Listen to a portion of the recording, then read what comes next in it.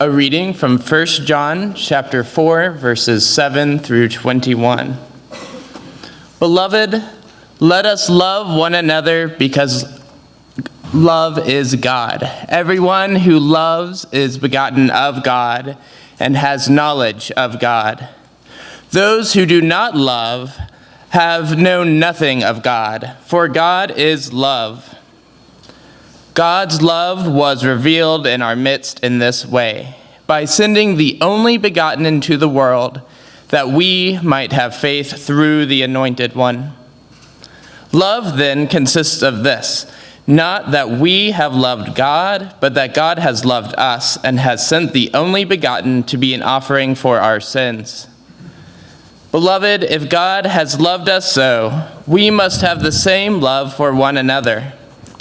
No one has ever seen God, yet if we love one another, God dwells in us, and God's love is brought to perfection in us. The way we know that we remain in God and God in us is that we have been given the Spirit.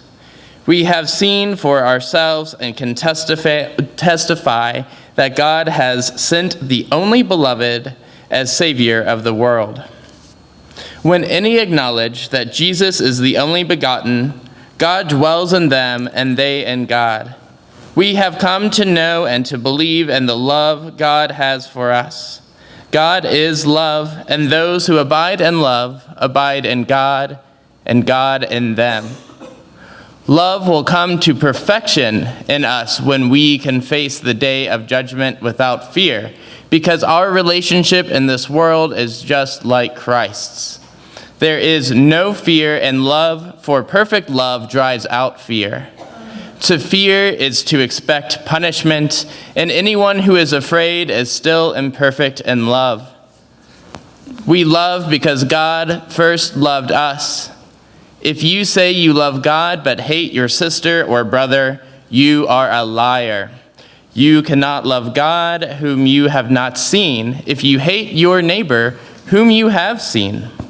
If you love God, you should love our sisters and brothers as well. We have this commandment from God. Ancient words from our tradition for our present day understanding.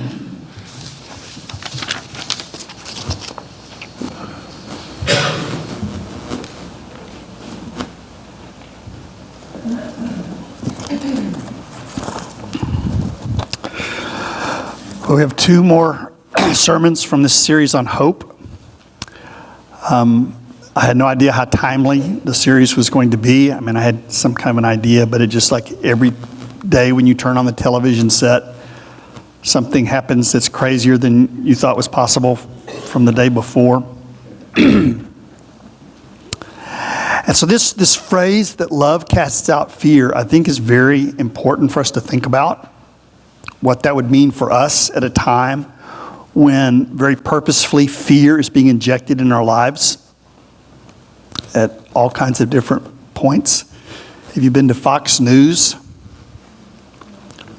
That's sort of the tie that binds Fox News, that they count every crime that an undocumented person commits and funnels that towards fear that could happen to other people. They've begun a process of saying times when liberals are attacking conservatives, as though everybody's under threat, everybody has to be afraid. And even if you don't go to Fox, there's viruses and scary things. The administration is sending armed ICE agents to sanctuary cities, which is a sanctuary church, that's kind of personal. So this question, is there something deeper than fear, is very important.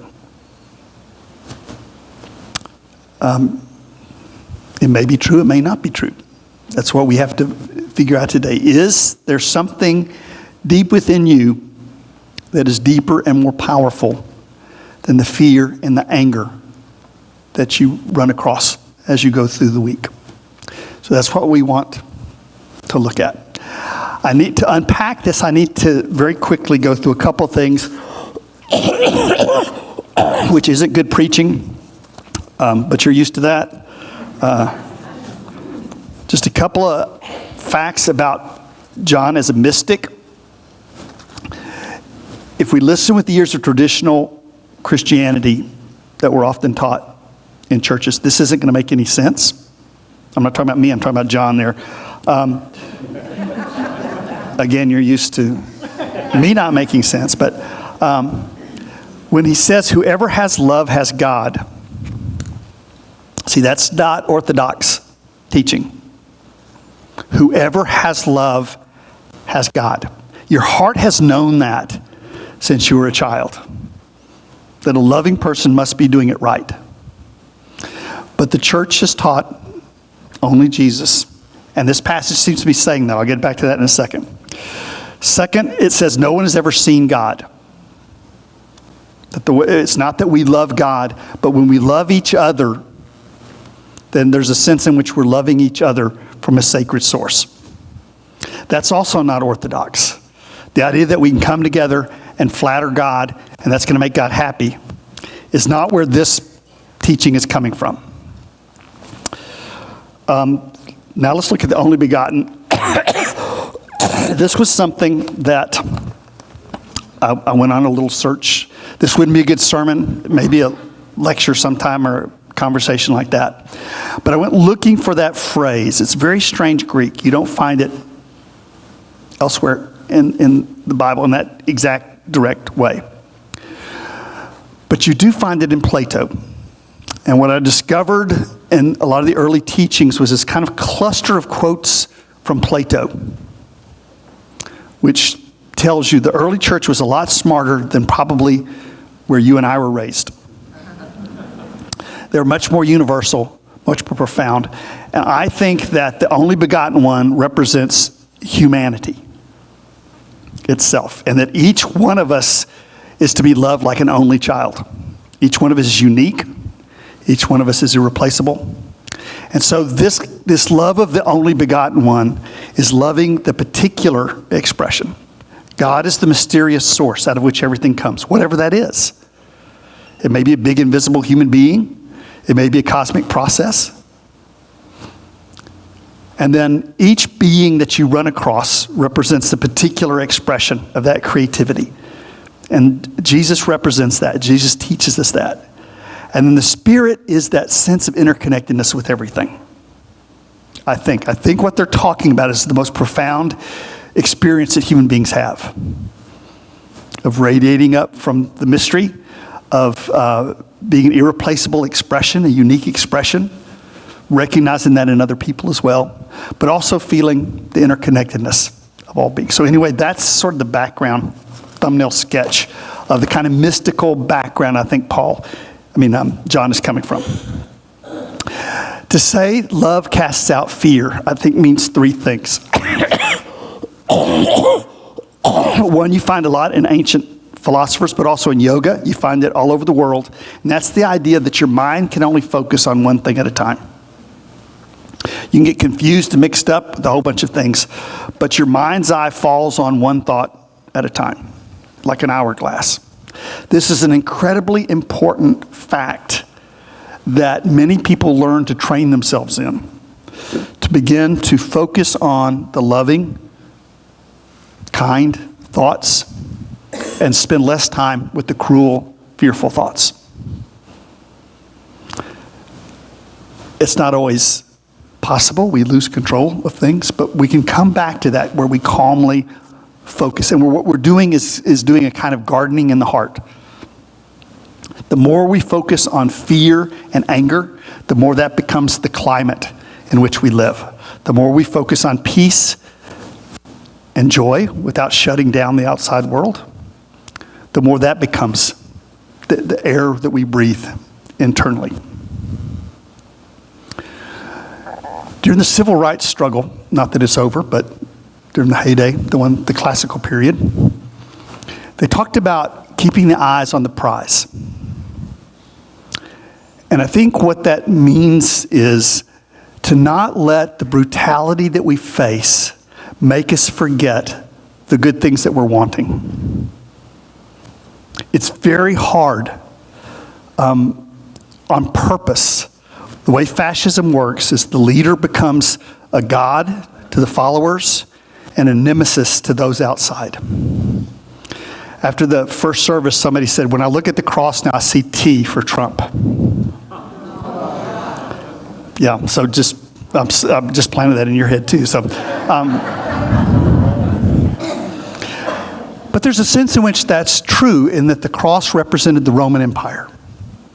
It represents the threat of fascism to remind us that love is the correct response, that love is the healing response. Love is what saves us. So people had to be trained over and over again. Do not let the hatred of others displace the good for which you're searching. If we ever let the struggle for justice become bitter, we begin to lose energy right away. What we're talking about is a love and a nurture and a gentleness that we wish for all people. And it's so important we're willing to face the brutality. I've never been to a bullfight. Never will. But I think if I ever did go to a bullfight, I'd be rooting for the bull. Yes, it's probably not the humane thing to do in any case. But I would be shouting to the bull, stop staring at the red cape. That's not your problem. Right, that's not what's going to stick you in a few minutes. In the same way, we are being propagandized to so focus on one person that we get every button triggered and pushed. So I think what John was saying in his day and what would say to us in our day is do not let the bullies get under your skin. Let it go. Now, it takes a while to learn that, but that's a skill that can be learned like in gardening. When you go to garden, do you think, well, I'm going to go out and just pull weeds? Are you thinking of the plants that you're going to plant, of the positive? Keeping our eyes on the prize means remember the joy and happiness which you seek for all beings, all sentient beings, Trump as much as anybody else. But it includes everybody. You just can't let people get cannibalized in the meantime. They've done some really interesting work with human identity lately, where they've realized that our need for identity, group identity, is so strong that we would rather make less money ourselves if it lowers how much money the group outside of us makes. If it spreads, if we increase the distance between ourselves and the outside group, we would rather make less money and have a wider gap between us. Now that, a lot of things are making sense, right? If people are conditioned watching MSNBC and Fox News to simply wish ill on other people, we can forget what we're longing for. We can forget that justice is compassion that's overflowing. It's not revenge, it's not bitterness, it's not hatred. It's the desire for universal human rights. So, I think the first thing that love casts out fear means is to focus on our loves and not our fears. Just as we're sitting there. You can't do it all the time, but when you're sitting there at night and the tapes are playing, just realizing that's the most important moment of the week. To focus on the kindness, the loving, and not on the bitterness, to not let your buttons be pushed. The second part of the imagery, I think, is that love casts out fear in the same way that light casts out darkness. The more loving our thoughts are, the more we dwell on the things we're afraid of, the less we dwell on the things that we're afraid of. The more we understand other people, the less afraid we are. The danger stays the same, but we learn coping skills. It's one thing to be afraid of a shark. It's something else to think the shark has a demon in it. It can affect you through the aquarium glass kind of thing. So it's important to be honest about how dangerous certain people are right now in this culture without demonizing. Because there's nothing like magical thinking to make us lose control of our lives.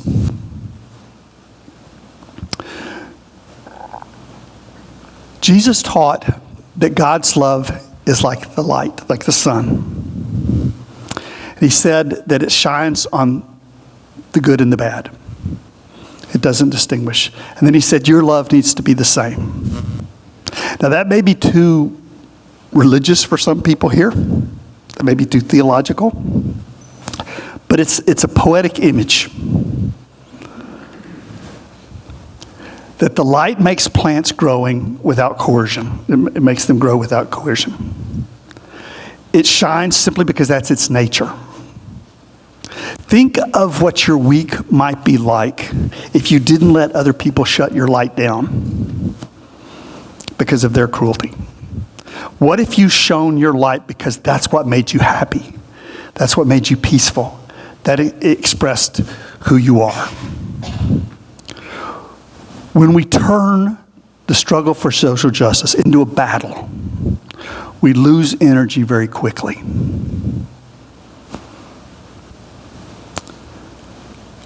Love has a fierceness to it that doesn't get exhausted. I often think of mother bears. Their fierceness doesn't come because they hate an enemy. Their fierceness comes because they love their little ones and will do anything to protect them. So the fierceness of justice is not the same thing as cruelty. It's not aggressive. It doesn't seek revenge. It simply protects those who need it. Many of the ancient people taught to live in our character, not our fate. That when Jesus says that this sacred love that comes through us, this creativity that comes either from nature or from God or who knows where, when he says, don't let that get shut down. Let it be like the sun that shines on everyone. What's that saying is you can live in who you are and not what happens to you. I think that's the third and last example of what it means that love casts out fear. Because love is a deeper and bigger expression of who you are than fear is. Fear isn't evil. We have fear as a survival technique, and that's the energy that becomes love. When John talks about a light shines out of the darkness isn't bad. The darkness is the fuel out of which the light is going to shine. So the fact that you become afraid, the fact that you feel anger, whatever you feel can be the starting place, can be the fuel out of which the light is born. You don't have to do it perfectly. That's just one translation of that word that's there in the Greek, perfect love. It means love that's growing, love that's becoming more mature. But you never get where you don't make mistakes. I love this. I don't know that I've ever watched a whole basketball game, but I've heard Michael Jordan is good. I've heard that.